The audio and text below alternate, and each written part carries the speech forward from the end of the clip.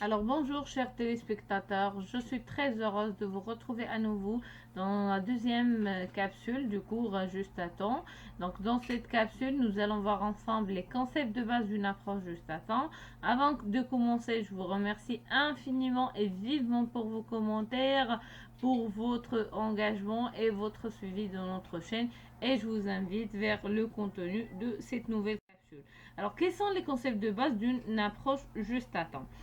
Commençons par le premier concept, c'est ce qu'on appelle le take time ou le take temps. Donc, c'est dans le but de produire uniquement les quantités nécessaires et de ne pas créer d'inventaire, de stock. Il convient de déterminer la quantité de produits à fabriquer qui répondra exactement aux besoins des clients. Et donc là, une fois cette quantité est établie, il est primordial de calculer ce qu'on appelle le temps que l'on doit accorder à la fabrication de chaque unité en respectant les exigences des clients en matière de délai et de quantité. Et donc, c'est ce qu'on appelle ce temps-là, c'est le take time. Donc, le take time, c'est généralement le temps disponible sur le nombre d'unités voulues. Donc, à titre d'exemple, voici un service de restauration rapide qui, bien sûr, pour satisfaire à la demande de ses clients, il devrait, par exemple, produire 100 sandwichs pendant un service qui s'étale sur une durée de 2 heures, soit 120 minutes. Alors, le take time, comment se calcule? C'est bien, donc, il correspond au temps idéal alloué à la confection d'un sandwich. Donc, nous avons 120 minutes divisé par le nombre de sandwichs qui va donner 1,1 minute par sandwich. Donc 1 minute et 12 secondes par sandwich. Donc voici un exemple pratique pour calculer le take time. Alors là, il y a également ce qu'on appelle le Pokayoke, c'est un autre concept, c'est ce qu'on appelle les garde-fous. Alors là, ça représente un système, le Pokayoke ou le système Pokayoke, également appelé garde-fou ou système anti-erreur. Ça représente un dispositif de contrôle qui consiste à mettre en œuvre des mécanismes, des équipements qui permettent de diminuer et même d'éliminer les ajustements qui sont causés par les erreurs humaines. Alors, il existe 3 types de Pukayoke, de systèmes de garde-fou. Donc, il y a les contacts, donc un plot de positionnement pour un positionnement correct de l'article sur le poste de travail. Donc là, voici le type de Pukayoke de contact. Et également les Pukayoke de comptage. Donc, il s'agit d'un voyant, par exemple, un voyant lumineux qui indique une action non exécutée ou un défaut, une panne, etc. Et également les Pukayoke de verrouillage chronologique. Ça représente un verrou qui empêche une action si la précédente n'est pas été encore réalisée. L'exemple, par exemple, de ne pas démarrer le processus si le capot n'est pas fermé. Donc, voici un exemple de verrouillage chronologique. Donc, je vous ai également donné quelques exemples. Voici donc là quelques exemples de systèmes Pukayoke. Le cas de la machine, par exemple, la machine à laver, il ne démarre pas tant que la porte n'est pas verrouillée. Donc, il s'agit d'un verrouillage chronologique. La présence, dans le cas des lavabos, la présence d'une sortie d'évacuation des eaux en haut de tous les lavabos ou éviers contre tout débordement de l'eau. Également, il y a l'exemple de Pokayoke technologique, tel que le contrôle de saisie dans le cas des boîtes donc qui s'affichent au niveau des écrans ou le détecteur de sécurité. Il y a également le Pokayoke Process. Ça représente l'exemple de reprendre sa carte d'abord pour pouvoir retirer de l'argent au niveau des guichets bancaires. Donc voici quelques exemples pratiques de système de Pokayoke. Un autre concept de base de l'approche juste à temps, c'est les cellules en U. Donc, trop souvent, la disposition des équipements de production est tellement inefficiente que les déplacements entre les postes de travail devient vraiment une activité régulière pour ne pas dire commune. Et donc, par exemple, sur une machine de production où les activités se suivent, il n'est pas rare de voir l'opérateur lorsqu'il a terminé un cycle de production. Et donc, retourner au début de la chaîne pour le cycle suivant. Et en général, les déplacements constituent une source certaine de gaspillage. Donc, si les dirigeants d'entreprise prenaient le temps de tracer sur un plan d'usine les déplacements effectués par la matière ainsi que par les travailleurs, ils seraient abasourdis par le diagramme spaghetti que cela représente. C'est vraiment, il y a plusieurs déplacements qui représentent une source de gaspillage. C'est-à-dire là, des mouvements qui sont vraiment inutiles. Alors, la cellule en U, donc afin d'éliminer le plus de déplacements inutiles, des gaspillages, les entreprises ont recours à un aménagement cellulaire. Donc, on place les équipements de façon à ce qu'ils forment un U. Donc, la rentrée et la sortie forment un U. Donc, de plus, il est fréquent de retrouver donc, à l'intérieur d'une même cellule, d'un même atelier en U, des opérateurs ayant les compétences requises pour travailler sur plusieurs machines de la cellule.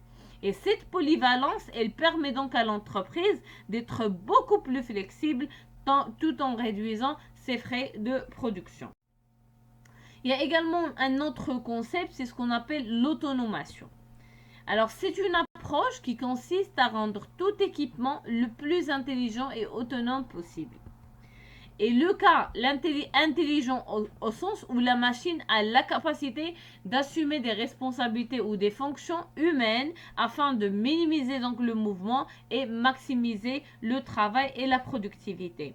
Et par exemple, une machine qui possède une certaine intelligence serait en mesure d'arrêter de fonctionner seule lorsqu'un, par exemple, un cycle de fabrication serait terminé ou lorsqu'un défaut apparaît et d'avertir dans ce cas les gestionnaires par un signal, une alarme, un son, un signal, une lumière, etc.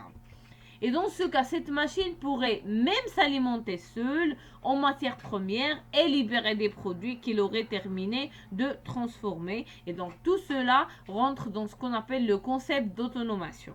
C'est-à-dire là des machines, des équipements qui sont plus intelligents et plus autonomes. Un autre concept de base est très important et qui représente l'une des concepts de base du juste à temps, c'est la méthode ou l'approche SMED, Single Minute Exchange of Day.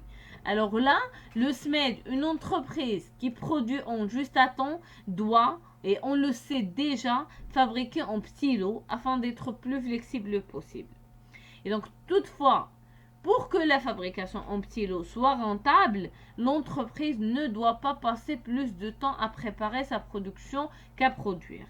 Et qui dit préparer sa production, c'est-à-dire préparer les équipements et préparer les outils et le changement d'outils. Et dans cette optique, il existe une méthode qui s'appelle SMED et qui vise à réduire le plus possible les délais de mise en course et qui consiste à procéder au changement d'outils sur un équipement en un nombre de minutes qui correspond à un seul chiffre.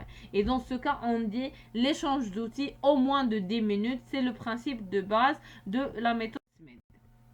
Donc, le but de SMED est donc d'éliminer les pertes de temps lors de mise en course, lors de changement de série et changement de la production. Et on pourrait par exemple diminuer le transport des produits finis, des matières premières ou du prochain lot de pièces après l'arrêt de la machine, préparer l'outillage, les gabarits, etc. avant l'arrêt de la machine, vérifier s'il y a quelque chose de défectueux sur le gabarit ou sur l'outil avant, l'arrêt de la machine, transporter le gabarit précédent après que la machine ait recommencé donc une nouvelle production et vérifier s'il manque des outils pour faire l'installation du gabarit ou de l'outil suivant pendant que la machine elle fonctionne. Donc, quand appliquer le SMED, généralement à la fin de donc nous avons deux types de séries. La série A et la série suivante, c'est donc la série B. Qu'est-ce qu'il y a? Donc, à la fin de l'usinage de la série B, donc c'est la dernière pièce, donc la bonne série A, la dernière pièce de la série A. On commence le nettoyage, puis il y a le changement d'outil, le réglage, et puis ça commence la première pièce dans la série B. Alors maintenant, je vais vous parler des exigences du juste à temps. Lorsque les dirigeants d'une entreprise décident de s'engager dans une démarche ou une approche juste à temps, ils doivent être conscients que les techniques présentées ci-avant, c'est-à-dire là les approches dont je vous ai parlé, ne fonctionnent que si les processus ont d'abord été analysés et que les activités sans valeur ajoutée ont été éliminées. C'est-à-dire avant d'appliquer déjà les approches de base, ces concepts de base que je vous ai parlé de juste à temps, il faut d'abord chercher quelles sont les opérations, les activités à son valeur ajoutée et les éliminer avant de commencer déjà cette démarche. Et pour ce faire, les gestionnaires, les dirigeants d'entreprise peuvent utiliser ce qu'on appelle une technique, la technique 5S. Alors, la méthode ou la technique des 5S, il vise à éliminer tout gaspillage engendré par la malpropreté ou par le désordre.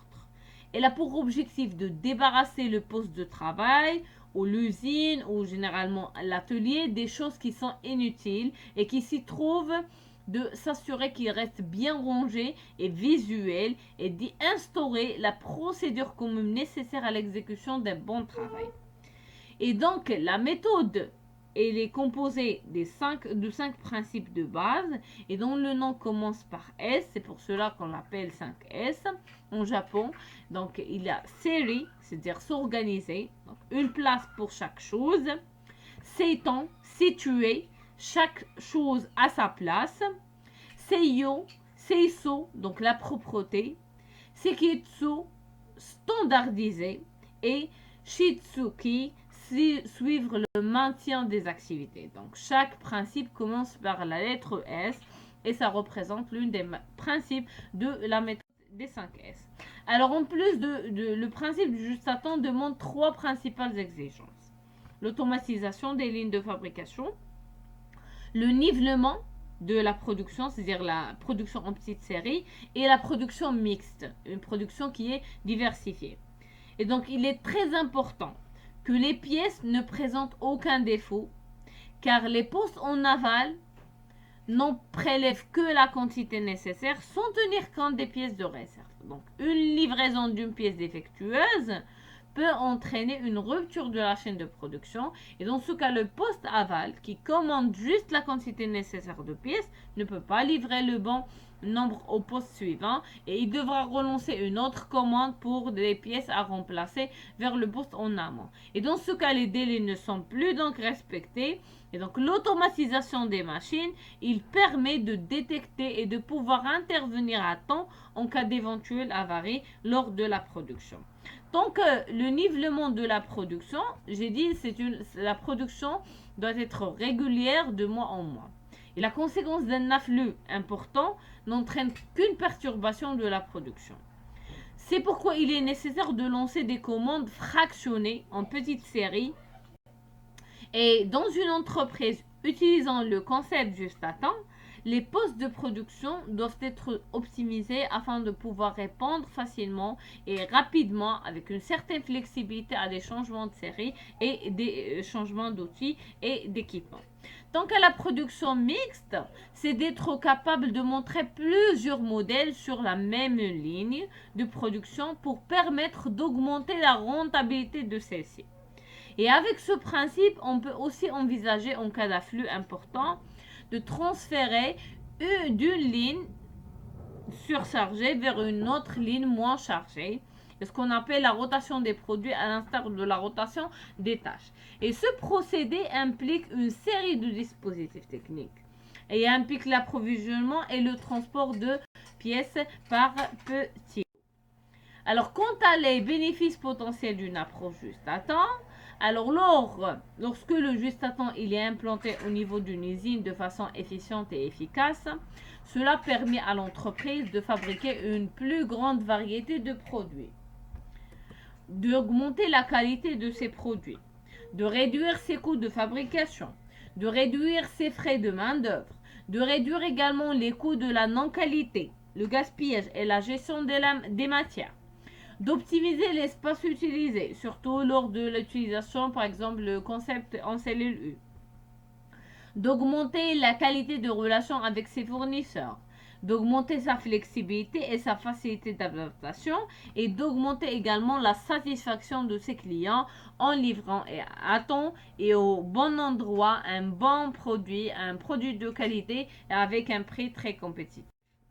Donc, j'arrive à la fin de cette vidéo. N'oubliez pas de mettre vos likes, vos commentaires, de partager, bien sûr, pour faire agrandir l'Archivlog Family. Je vous remercie pour votre attention. Et la prochaine vidéo portera spécialement sur la méthode Kanban qui représente également l'une des méthodes de base de l'approche juste à temps.